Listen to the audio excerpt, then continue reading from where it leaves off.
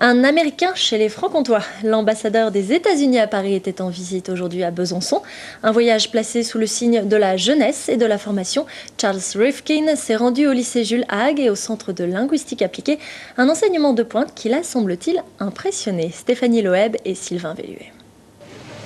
Le lycée Jules Hague s'est mis à l'heure américaine aujourd'hui, la moindre des choses lorsqu'on accueille l'ambassadeur des États-Unis. Grand ami de Barack Obama, Charles Rifkin met un point d'honneur à visiter toutes les régions de France. En Franche-Comté, il a choisi de s'intéresser à la jeunesse et à la formation. Et ce lycée technologique spécialisé dans les microtechniques l'a beaucoup impressionné. L'établissement travaille en étroite relation avec le monde de la recherche et l'industrie.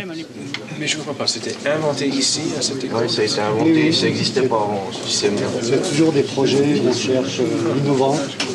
Deuxième étape de la visite, le CLA, Centre de linguistique appliquée, où 4000 étudiants issus du monde entier viennent chaque année apprendre le français ou d'autres langues comme l'anglais, bien sûr, mais aussi le chinois ou le japonais.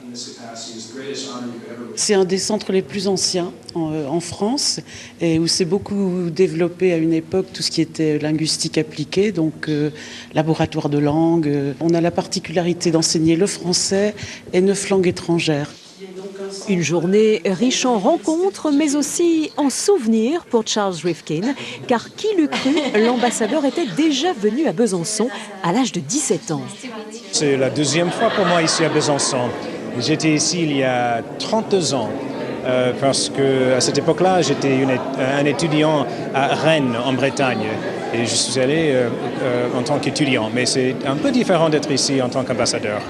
Son Excellence Rifkin est un vrai francophile, une passion héritée de son père, qui participa à la libération de la France dans l'armée du général Patton.